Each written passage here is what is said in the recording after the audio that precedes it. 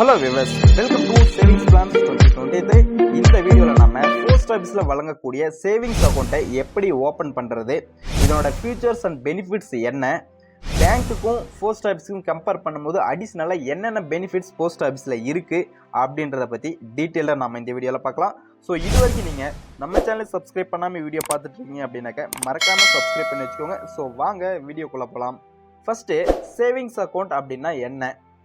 நம்மக்கிட்ட பணம் இருக்கும்போதே டெபாசிட் பண்ணுறதுக்கும் தேவைப்படும் போது வித்ட்ராவல் பண்ணுறதுக்கும் பயன்படுத்தக்கூடிய ஒரு அக்கௌண்ட் தான் சேவிங்ஸ் அக்கௌண்ட்.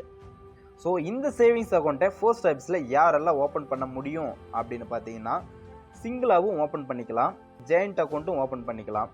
ஸோ மூணாவது வந்து பார்த்தீங்கன்னாக்கா கார்டியன், அதாவது மைனராக இருக்கக்கூடிய பட்சத்தில் கார்டியனை பேஸ் பண்ணி இந்த அக்கௌண்ட்டை ஓப்பன் பண்ணிக்கலாம். அதாவது மனநலம் குறைவாக இருக்கிறவங்களும் கார்டியனை பேஸ் பண்ணி அக்கௌண்ட்டை தொடங்கிக்க முடியும். ஸோ 10 வயசுக்கு மேலே இருக்கக்கூடிய எல்லாருமே இண்டிவிஜுவலாக ஒரு சேவிங்ஸ் அக்கௌண்ட்டை போஸ்ட் ஆஃபீஸில் ஓப்பன் பண்ணிக்க முடியும். ஒருத்தருக்கு வந்து பார்த்தீங்கன்னாக்கா ஒரு அக்கௌண்ட் மட்டும்தான் இண்டிவிஜுவலாக ஓப்பன் பண்ணிக்க முடியும். ஒருத்தருக்கு 2 அக்கௌண்ட் 3 அக்கௌண்ட் அப்படின்ட்டு ஓப்பன் பண்ண முடியாது. ஸோ அதே போல் ஜாயிண்ட் அக்கௌண்ட்டில் 2 பேர் இருக்கக்கூடிய பட்சத்தில் ஒருத்தர் இறந்துடுறாங்க அப்படின்னும் போது அதே அக்கௌண்ட்டில் இருக்கக்கூடிய இன்னொரு அக்கௌண்ட் ஹோல்டரை வந்து பார்த்தீங்கன்னாக்கா இந்த அக்கௌண்ட்டை சிங்கிள் அக்கௌண்ட்டாக மெயின்டைன் பண்ணிக்க முடியும். அடுத்தது நாம் அக்கௌண்ட் ஓப்பன் பண்ணும்போது நாம் யார் நாமினியை செலக்ட் பண்ணணும் அப்படின்றதையும் நாம் அக்கௌண்ட் ஓப்பன் பண்ணும்போதே செலக்ட் பண்ணிக்கலாம். மைனராக இருக்கும்போது நாம் கார்டியனை பேஸ் பண்ணி அக்கௌண்ட் ஓப்பன் பண்ணியிருப்போம். அதுக்கப்புறம் 10 வயசுக்கு மேலே ஆனதுக்கப்புறம் நமக்கு இண்டிவிஜுவலாக கேஒய்சியை சப்மிட் பண்ணி இண்டிவிஜுவலாகவே அந்த அக்கௌண்ட்டை நாம் ட்ரான்ஸ்ஃபார்ம் பண்ணிக்க முடியும். அடுத்தது சேவிங்ஸ் அக்கௌண்ட் ஓப்பன் பண்ணுறதுக்கு என்னென்ன டாக்குமெண்ட்ஸ் எல்லாம் நாம் சப்மிட் பண்ணணும் அப்படின்னு பார்த்தீங்கன்னா, நமக்கு நியரஸ்ட்டில் இருக்கக்கூடிய போஸ்ட் ஆஃபீஸ்க்கு போயிட்டு அப்ளிகேஷன் ஃபார்ம் கொடுப்பாங்க.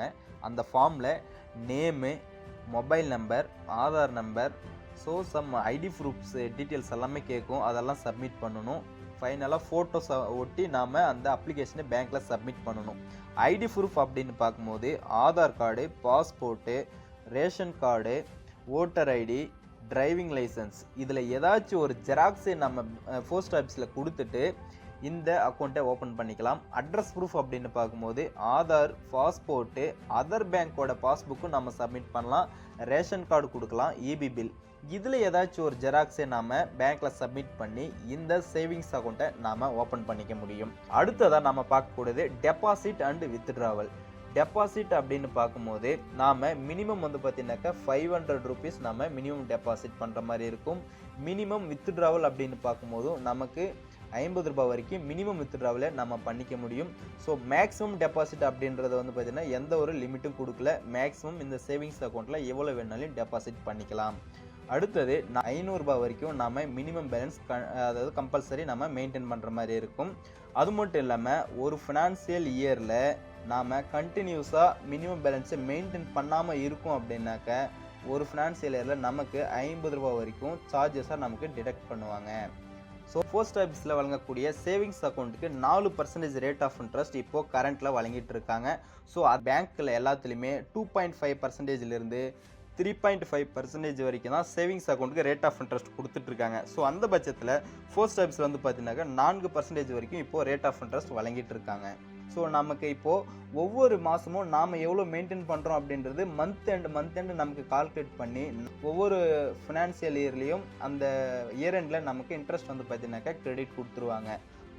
இயர்லி இன்ட்ரெஸ்ட் நாம் 10,000 ரூபாய் வரைக்கும் வாங்குகிறோம் அப்படின்னாக்க income tax act under section 80 TTAயின் படி நாம் டேக்ஸ் விலக்கம் பெற முடியும்.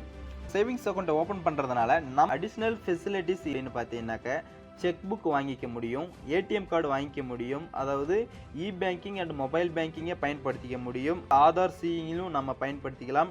அடல் பென்ஷன் யோஜனா ஸ்கீமும் போல் பிரதான் மந்திரியுடைய சுரக்ஷா பீமா யோஜனா ஸ்கீமையும் நாம் யூஸ் பண்ணிக்க முடியும் இந்த சேவிங்ஸ் அக்கௌண்ட்டை பேஸ் பண்ணி. அடுத்தது பிரதான் மந்திரி ஜீவன் ஜோடி பீமா யோஜனா ஸ்கீம், இந்த ஸ்கீமையும் நாம் பயன்படுத்திக்க முடியும். ஸோ இந்த 7 ஆப்ஷனையும் நமக்கு அடிஷ்னல் ஃபெசிலிட்டிஸாக போஸ்ட் ஆஃபீஸில் வழங்கிட்டு இருக்காங்க. போஸ்ட் ஆஃபீஸில் எந்தெந்த மாதிரியான சேவிங்ஸ் அக்கௌண்ட்டை ஓப்பன் பண்ண முடியாது அப்படின்னு பார்த்தீங்கன்னாக்கா institutional account, group account, security deposit, official capacity. So இந்த 4 வகையான அக்கௌண்ட்டையும் நம்ம போஸ்ட் ஆஃபீஸில் யூஸ் பண்ணிக்க முடியாது. அது எந்தெந்த மாதிரியான சார்ஜஸ் எல்லாம் நமக்கு போஸ்ட் ஆஃபீஸில் இருக்குது அப்படின்றத பார்க்கலாம். அக்கௌண்ட் மெயின்டெனன்ஸ் சார்ஜஸ் அப்படின்னு சொல்லிட்டு இந்த பேங்குகள் போல் இயர்லி ஒன்ஸ் அதாவது மெயின்டெனன்ஸ் சார்ஜஸ்னு ஒன்று பிடிப்பாங்க. ஸோ இது போஸ்ட் ஆஃபீஸில் வந்து பார்த்தீங்கன்னா அந்த மாதிரி எந்த ஒரு சார்ஜஸும் பிடிக்கிறது இல்லை. ஒன்று, டூப்ளிகேட் செக் புக் வாங்குறதுக்கு 50 ரூபாய் பேமெண்ட் பண்ணி நாம் டூப்ளிகேட் செக் புக்கே வாங்கிக்க முடியும். நாமினியை சேஞ்ச் பண்ணுறதோ இல்லை நம்மக்கிட்ட அக்கௌண்ட்டில் இருக்கக்கூடிய நாமினியை கேன்சல் பண்ணணும் அப்படின்னு நினச்சிங்க அப்படின்னாலும் 50 ரூபா நம்ம பேமெண்ட் பண்ணிவிட்டு நம்ம யூஸ் பண்ணிக்க முடியும். அடுத்தது அக்கௌண்ட் ஸ்டேட்மெண்ட் எடுக்கணும் அப்படின்னாக்கா 50 ரூபா நம்ம பேமெண்ட் பண்ணுற மாதிரி இருக்கும். அடுத்தது வந்து பார்த்தீங்கன்னாக்கா நியூ பாஸ்புக் வாங்கணும் அப்படின்னாக்கா 10 ரூபாய் சார்ஜஸ் பேமெண்ட் பண்ணிட்டு நம்ம நியூ பாஸ்புக்கையும் வாங்கிக்க முடியும். ஸோ ஒரு ஃபினான்சியல் இயரில் 10 செக் புக் வரைக்கும் நம்ம யூஸ் பண்ணிக்கலாம். ஸோ அதற்கு மேலே யூஸ் பண்ணக்கூடிய ஒவ்வொரு செக்குக்குமே நம்ம 2 ரூபாய் வந்து பேமெண்ட் பண்ணுற மாதிரி இருக்கும். போஸ்ட் ஆஃபீஸ் ஒரு பிரான்ச்லேருந்து இன்னொரு பிரான்ச்சுக்கு அக்கௌண்ட்டை ட்ரான்ஸ்ஃபர் பண்ணணும் அப்படின்னா 200 ருபீஸ் நம்ம பேமெண்ட் பண்ணிவிட்டு ஒரு பிரான்ச்சிலேருந்து இன்னொரு பிரான்ச்சுக்கு அக்கௌண்ட்டையும் ட்ரான்ஸ்ஃபர் பண்ணிக்க முடியும். ஸோ இதுதான் நம்ம போஸ்ட் ஆஃபீஸில் வழங்கக்கூடிய service charges. So post office and பேங்கோட தொடர்ந்து நியூ அப்டேட்ஸ் எல்லாம் உடனுக்குடன் உங்களுக்கு தெரியும் அப்படின்னாக்கா நம்ம சேனலை சப்ஸ்கிரைப் பண்ணி வச்சுக்கோங்க. மீண்டும் ஒரு புதிய அப்டேட்டுடன் உங்களை சந்திக்கிறேன். நன்றி.